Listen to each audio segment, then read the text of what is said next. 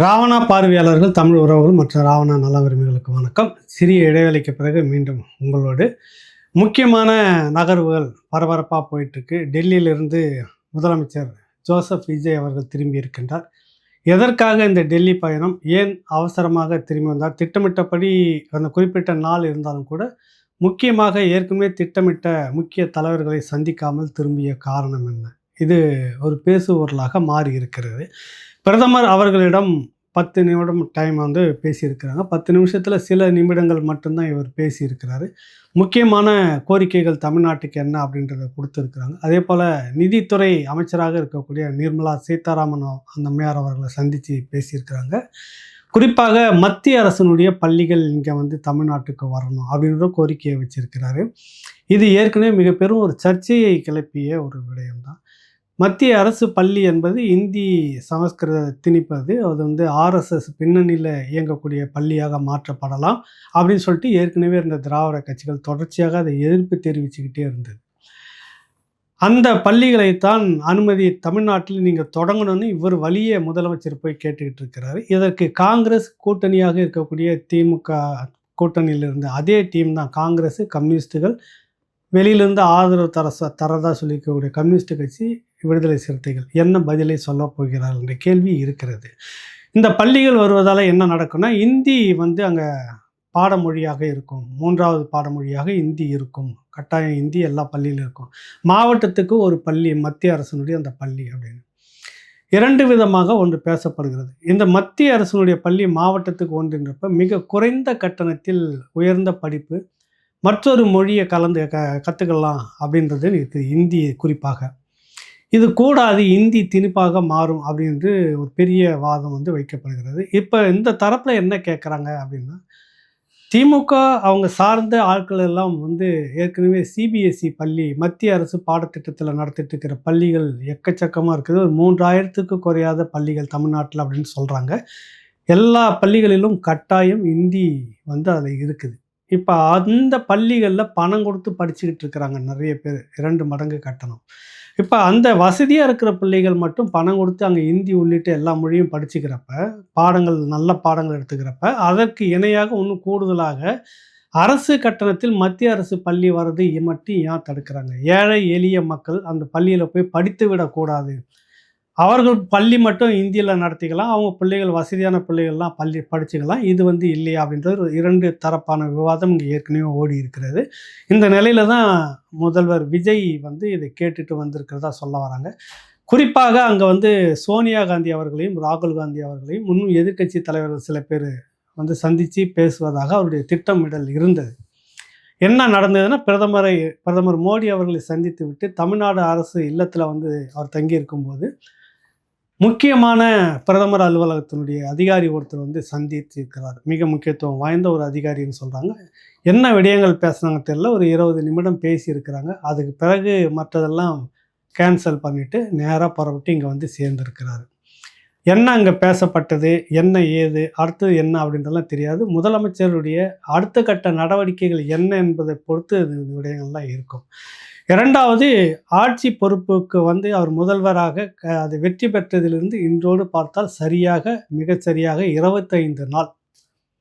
25 நாட்களுக்குள்ளாக அவர்களை விமர்சிக்கலாமா கூடாதா அப்படின்ற விஷயத்துக்குள்ளே நம்ம வரல. ஓரளவுக்கு சாதகம் பாதகம் அப்படின்றத நம்மளை அலசி பார்க்கலாம். இதற்கு முந்தைய ஆட்சியில் எல்லாருமே அதிகாரத்துக்கு முதல் வாரத்திலே அமைச்சரவை கேபினெட் மீட்டிங் சொல்லுவாங்க, அமைச்சரவை கூட்டம் உடனடியாக கூட்டி துறை சார்ந்த விடயங்களில் அதிகாரிகளோடு ஒரு உரையாடல், ஒரு இதெல்லாம் இருக்கும். அடுத்த கட்டம் என்ன, ஏற்கனவே நிலுவையில் இருக்குதுன்னா செய்ய போகிறது என்ன, ஒரு அது என்ன சொல்கிறது, அது ஒரு ஒரு தெளிவுக்கு பிறகு களத்தை நோக்கி போக ஆரம்பிச்சிருவாங்க. 25 நாட்கள் கடந்து விட்டது. இன்னும் அப்படியான ஒரு கூட்டம், அமைச்சரவை கூட்டம், கேபினெட் மீட்டிங் சொல்லுவாங்களா, அது இன்னும் நடந்த பாடில்லை. நடக்கிறதா தெரியல. சட்டசபை அடுத்தது சட்டமன்ற கூட்டத்தை கூட்டியாகணும்.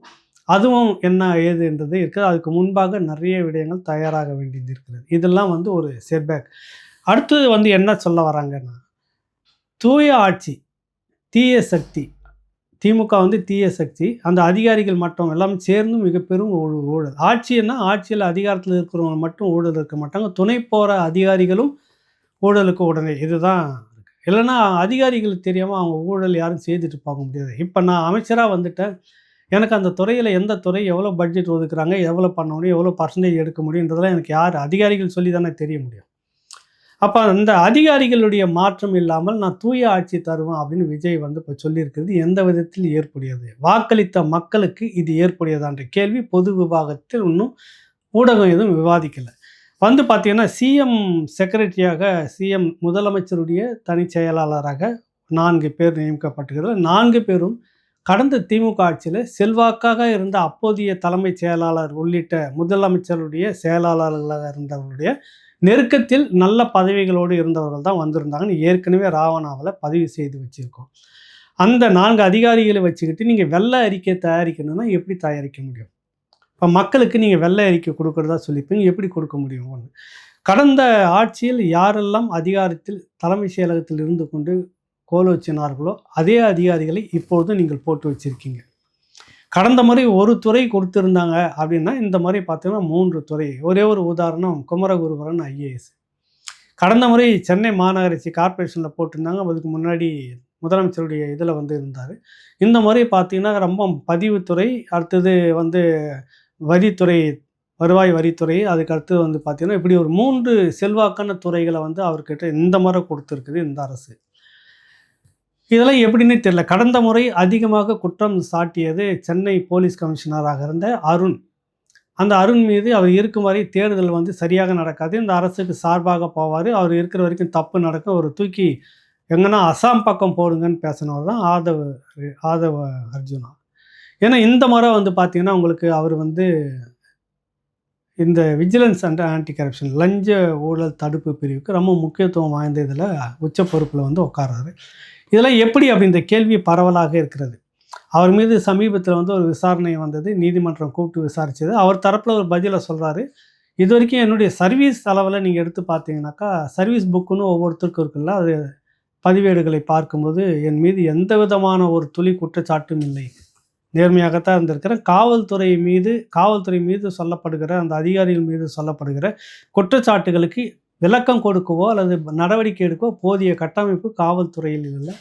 நீதிமன்றம் தான் எங்களுக்கு இருக்குது. அதனால் சிலர் நான் எடுக்கக்கூடிய நடவடிக்கையால் பாதிக்கப்பட்டவர்கள் சேர்ந்து செய்யக்கூடிய காழ்ப்புணர்ச்சி, பொய் பிரச்சாரம் தான் என் மீது இருக்கிறது அப்படின்னு ஒரு விளக்கம் கொடுத்துருக்கிறார். அதையும் இந்த பக்கம் பார்க்க வேண்டியது இருக்குது.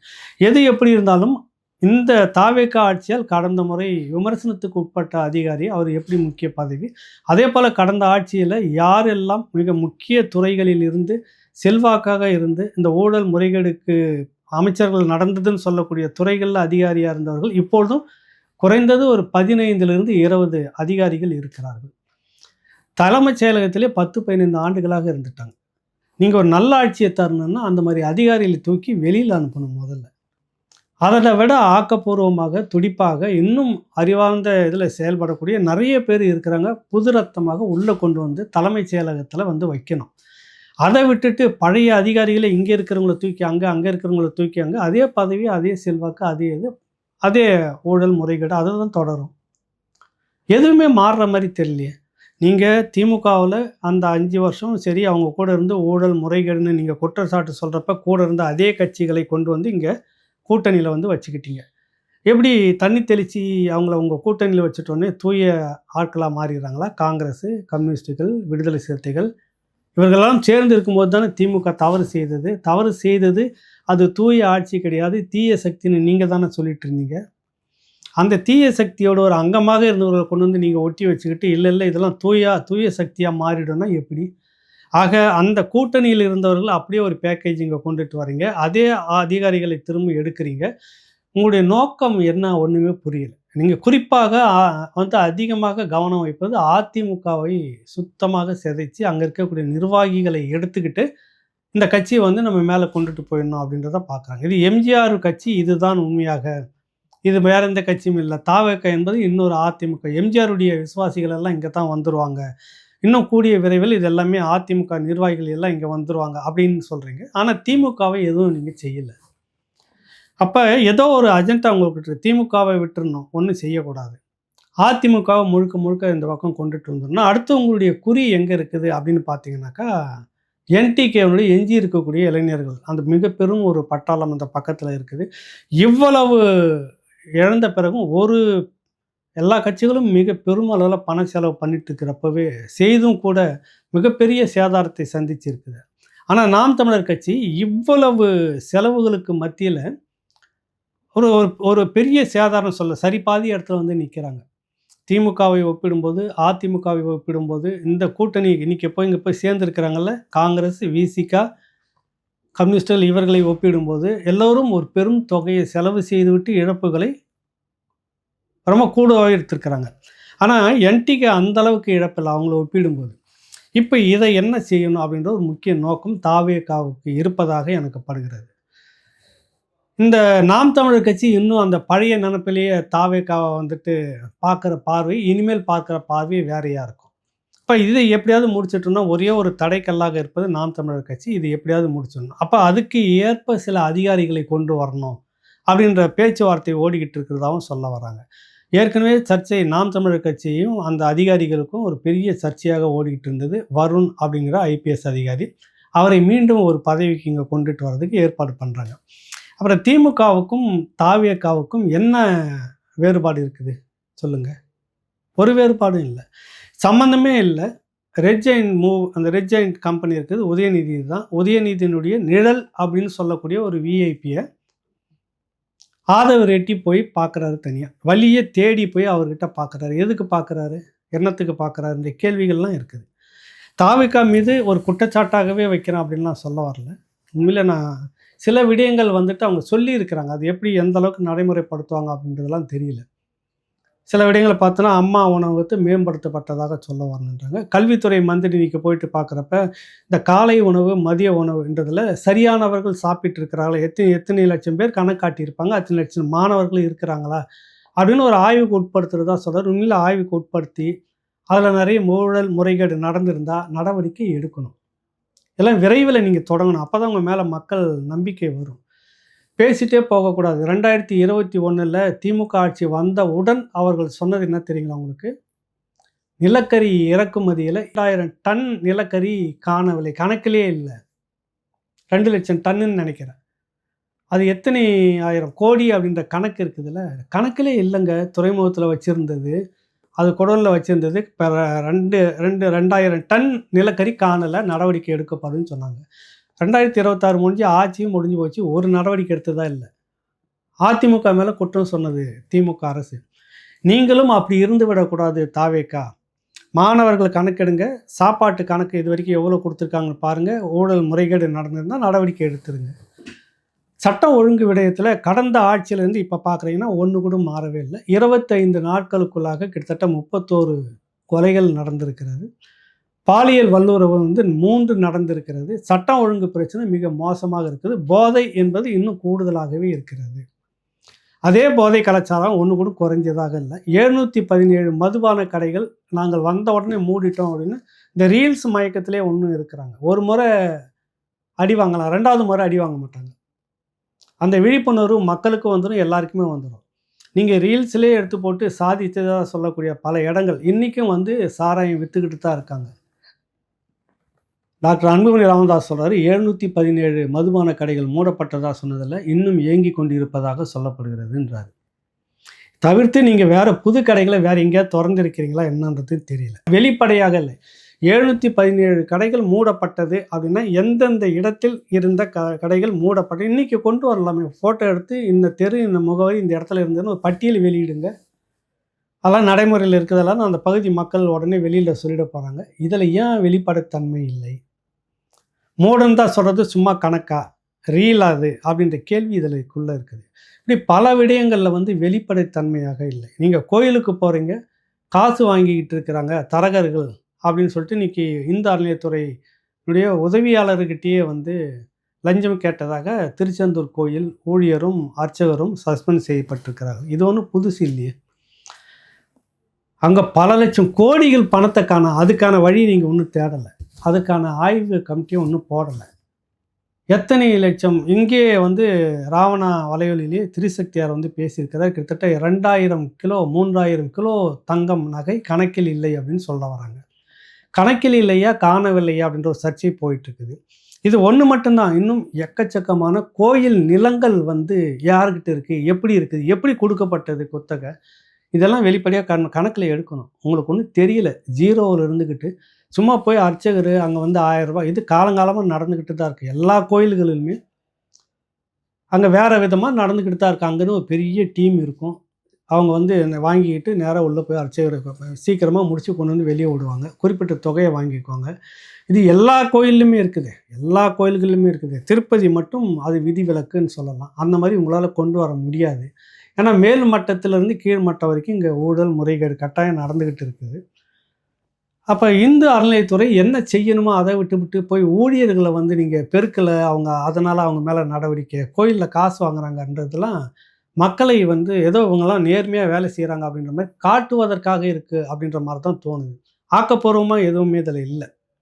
சட்டம் ஒழுங்க பத்தி பேசவே வேணாம். சட்டம் ஒழுங்குக்கு இதுவரைக்கும் சரியான ஒரு பதில் சொல்லவே இல்ல. நீங்க அதே அதே தான் மொந்தைய மட்டும் புதுசா மாத்திருக்கீங்க. அதே கல்லு இதுல ஊத்துறீங்க. ஒரு இம்மி கூட மாறவே இல்ல விஜய். அதே திமுகவினுடைய சாயல் எடுத்து மேல பூசிக்கிட்டு இருக்கிறாரு. வேற ஆப்ஷன் வேற வழி இல்ல உங்களுக்கு. ஒரு முறை எதுவுமே இல்ல. வழிமுறை, வகைமுறைன்னு சொல்லுவாங்கல்ல, அரசு நிர்வாக முறை எதுவுமே இல்ல. பிரதமர சந்திக்க போறீங்க. அரசு செலவுல தனி விமானத்துல இங்கேருந்து 9 பேர் போறப்ப, பாதுகாப்பு அதிகாரி வந்திருக்கிறாரு, தலைமைச் செயலாளர் வந்திருக்கிறாரு, முதலமைச்சர் சரி இதுவரைக்கும் ஓகே. அமைச்சர்கள்ன்ற பேர்ல ஒருத்தர் கூட கூட்டிட்டு போகலைங்களே. நிதித்துறை சார்ந்த யாரையாவது கூட்டிட்டு போயிருக்கணும்ல. நிதித்துறை அமைச்சர்.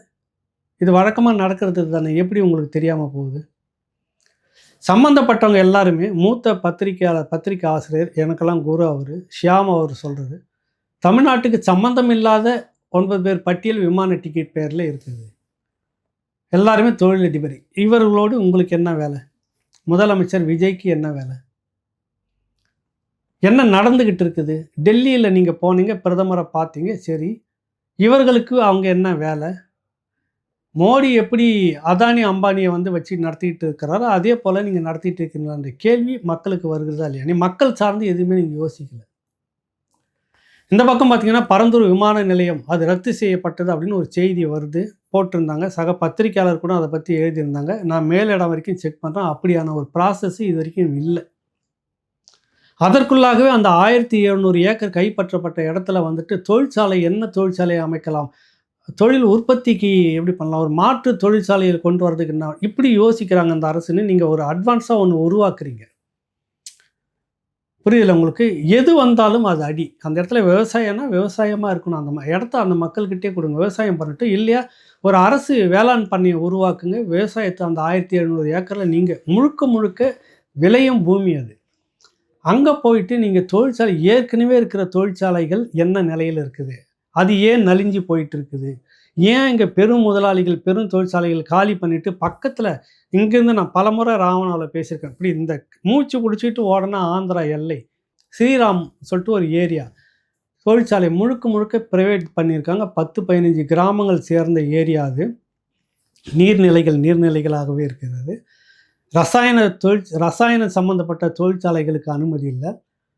எல்லாம் வந்து சிங்கிள் விண்டோன்ற முறையில எல்லாம் ஒரே இதில அப்படியே உங்களுக்கு ஏற்பாடு பண்ணி தர்றதுக்கு ஏற்பாடு பண்ணி வச்சிருக்காங்க. அந்த முறைகளை நீங்க கொண்டுட்டு வந்திருக்கீங்களாங்க? அமைச்சர் சொல்றாங்க, தொழில்துறை அமைச்சர் சொல்றாங்க, கீர்த்தனா அவங்க வந்துட்டு ரீல்ஸ் போடுறாங்க. அவங்க வந்துட்டு என்னன்னா, சிங்கிள் விண்டோல தொழில் தொடங்குறதுக்கு இந்த ஆட்சியில வழிமுறை ஏற்படுத்தி தரப்போகுது. சிங்கிள் விண்டோ வந்து எப்பயோ காலம் ஆயிடுச்சு. அதிமுக பீரியட்ல தொடங்கி திமுக 5 வருஷமும் சிங்கிள் விண்டோ முறையில தான். வந்தா இந்த துறைக்கிட்ட போய் பர்மிஷன் வாங்கணும், அந்த துறைக்கிட்ட பர்மிஷன் வாங்கணும், இங்க வந்து நிலத்த எடுக்க பர்மிஷன் வாங்கணும், மின் வாரியத்திட்ட வாங்கணும், அப்புறம் இண்டஸ்ட்ரி கிட்ட இப்படிலாம் கிடையாது. ஒரே ஒரு சிங்கிள் விண்டோல பர்மிஷன் வாங்கிட்டு இண்டஸ்ட்ரி தொடங்கலாம் அப்படின்னு இருக்குது ஏற்கனவே. நீங்க இன்னும் அது கூட தெரியாம ஒரு அமைச்சர் வந்து சொல்றாரு, எங்கள் ஆட்சியில் இந்த தாவேக்கா ஆட்சியில் சிங்கிள் விண்டோவிலும் நாங்கள் தொழிற்சாலை அமைக்கிறதுக்கு என்ன தொழிற்சாலையை அமைக்க போறீங்க? அந்த தொழிற்சாலையில யாருக்கு வேலை? உங்களுடைய தேர்தல் வாக்குறுதியில வெளி மாநிலத்தவர்களுக்கு இருக்காது. 85% தமிழ்நாட்டைச் சேர்ந்தவர்களுக்கு வேலைன்னு சொல்லியிருக்கீங்க. அதற்கு என்ன நடவடிக்கை எடுக்க போறீங்கன்னு ஒண்ணும் தெரியல. இதுல நாங்க வந்து தொழிற்சாலைய வந்து வரவேற்கிறோம் அப்படின்னு சொல்ல வர்றீங்க. 1700 ஏக்கர் பரந்தூர் விமான நிலையத்துல வந்துட்டு எந்த தொழிலை ஆரம்பிக்கலான்னு உடனே நீங்க அது பரந்தூர் விமானம் வராது தடுத்துடுச்சு இந்த அரசு. அப்படின்னு ஒரு டயலாக் விட்டுக்கிட்டு நீங்கள் என்ன பண்ணுறீங்க, அதுக்கு மாற்றாக தொழிற்சாலையை அங்கே கொண்டு வர முடியுமான்னு பேசுகிறீங்க. இதுவே முதல்ல தப்பு. அது வேளாண் வேளாண் சம்மந்தப்பட்ட ஒரு பெரிய பண்ணையை ஆரம்பிச்சு அரசு தரப்பில் ஆரம்பிங்க, என்ன கெட்டு போச்சு? ஆக தொழிற்சாலை என்ற பேரில் என்ன தொழிற்சாலையை கொண்டு வரோம், அந்த தொழிற்சாலை மூலமாக இந்த மண்ணை சேர்ந்தவர்களுக்கு வேலையா, வெளி மாநிலத்தை சேர்ந்தவர்களுக்கு வேலையா, அந்த வருமானத்தினுடைய ஒரு பகுதி வெளிநாட்டுக்கு போகிறதா, வெளி மாநிலத்துக்கு போகிறதா, இந்த மாநிலத்திலே அந்த பணம் தங்குகிறதா, எப்படிப்பட்ட தொழிற்சாலையை நீங்கள் கொண்டு வர போகிறீங்க? இந்த கேள்விகளுக்கு எந்த பதிலும் உங்ககிட்ட இல்லை. திசை தெரியாமல் இன்னும் உட்காந்துட்டு இருக்கிறீங்க. நான் சொல்கிறேன், கேபினெட் மீட்டிங்கும் ஒன்றும் நீங்கள் நடத்தலை, அமைச்சரவை கூட்டத்தையும் ஒன்றும் நடத்தலை. இப்படி எல்லாமே ஒரு செட்பேக்காகவே இருக்கிறது. நம்பி மக்கள் வாக்களித்து நீங்கள் தான் மாற்று, அதில் வேறு கருத்தே இல்லை, அது மக்கள் கருத்தை ஏற்றுக்கலாம். ஓகே, அதில் முறைகேடு இருந்ததா இல்லையா அதெல்லாம் அப்பாற்பட்ட விவாதம்.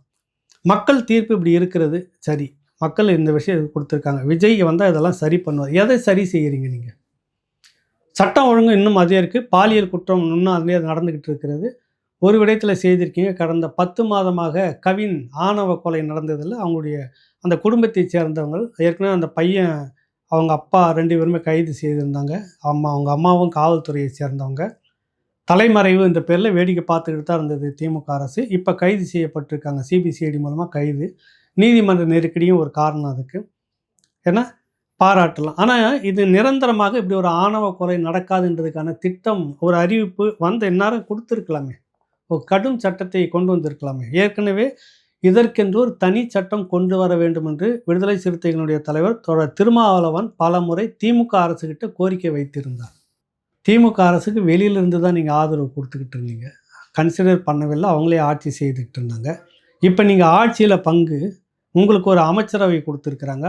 அந்த சட்டத்தை இப்போது இந்த விஜய் நடைமுறைப்படுத்துவாரான்னு ஒன்று பேசி வெளியில் கொண்டுட்டு வாங்க. ஆணவ படுகொலைக்கு தனி சட்டம் கடந்த காலத்தில் பேசிட்டு இருந்தீங்களா, இப்போ நடைமுறைப்படுத்திட்டிங்கன்னா ரொம்ப நல்லது, வரவேற்கக்கூடியதாக இருக்குது.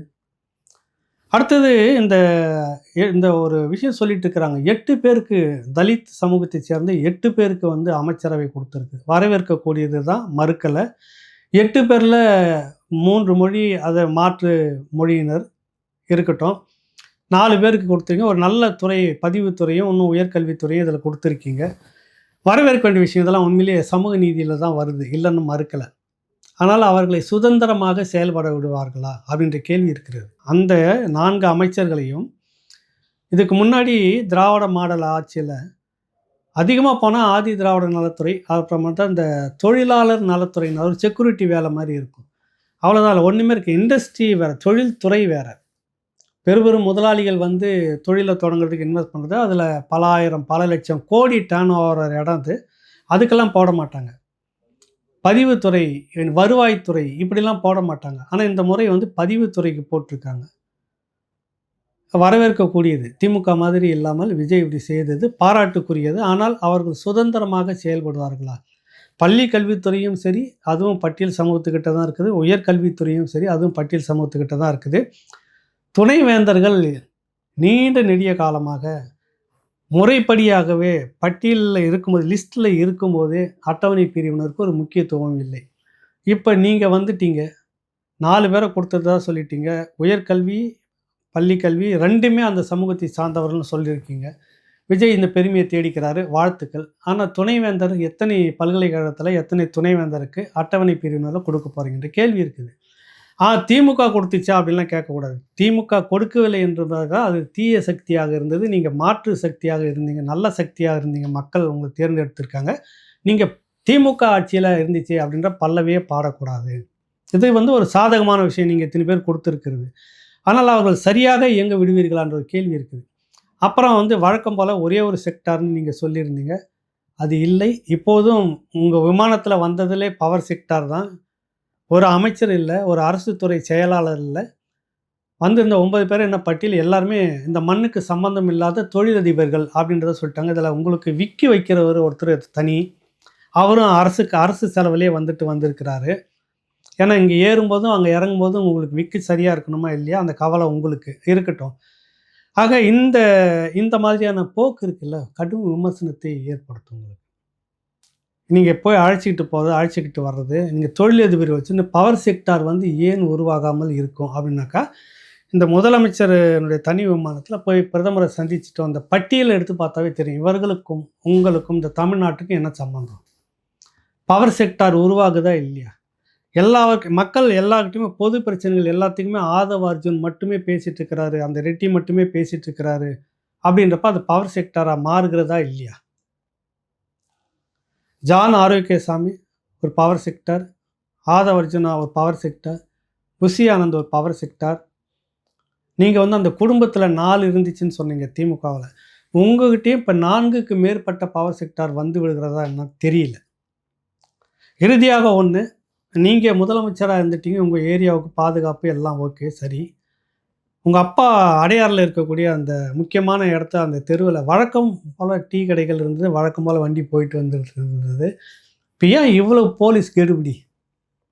ஒரு சாமானிய மக்கள் அங்கே போயிட்டு வரதில் தடை இவ்வளோ இருக்குதுனால சிக்கல் இப்போவே இப்படி இருக்குதுன்றாங்களே, ஏன் இந்த மாதிரி பண்ணுறீங்க? 91, 96 ஜெயலலிதா ஆட்சியை ஞாபகப்படுத்துகிறது அந்த கேள்வி வருது இந்த கெடுபிடியெல்லாம் பார்த்து. அடுத்தது முற்றாக தோற்று போன திமுக தலைவர் கொளத்தூர் தொகுதியில் தோற்று போனார்ல ஐயா ஸ்டாலின் அவர்களுக்கு ஏன் போலீஸ் பாதுகாப்பு? கனிமொழிக்கு ஏன் போலீஸ் பாதுகாப்பு? அவர்களுக்கு வேண்டப்பட்டதுன்னா தனி செக்யூரிட்டியை வச்சுக்கிட்டோம், பணம் இருக்குது, படைபலம் இருக்குது, வச்சுக்கிட்டோம்.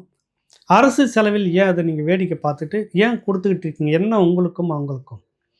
இதையெல்லாம் மடம் மாற்றுறதுக்கு ஒரு விஷயத்தை கொண்டு வரீங்க. சீமான் அவரை பார்ப்பதற்காக திமுகவில் இருக்கிற அனிதா ராதாகிருஷ்ணன் வந்து சீர்வரிசையோட அந்த குழந்தை பிறந்ததுக்கு வந்து பார்த்தது ஒரு பேசு பொருள் ஆக்குறீங்க உங்கள் சமூக வலைத்தளத்தின் மூலமாக, உங்கள் ஆட்கள் மூலமாக.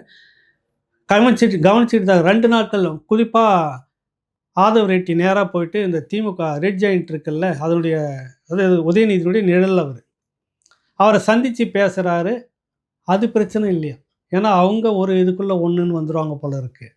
இவர் வந்து 2 தமிழருக்குள்ளே சந்திச்சிட்டா மட்டும் இவர் ஏன் வந்து சந்தித்தார்? இவர் திமுகவில் இருப்பவரல்ல, இவருக்கும் சீமானுக்கும் என்ன தொடர்பு? ஏற்கனவே திமுக கூட மறைமுக உறவில் இருந்ததா சொல்லி தானே பேச்சு வந்தது.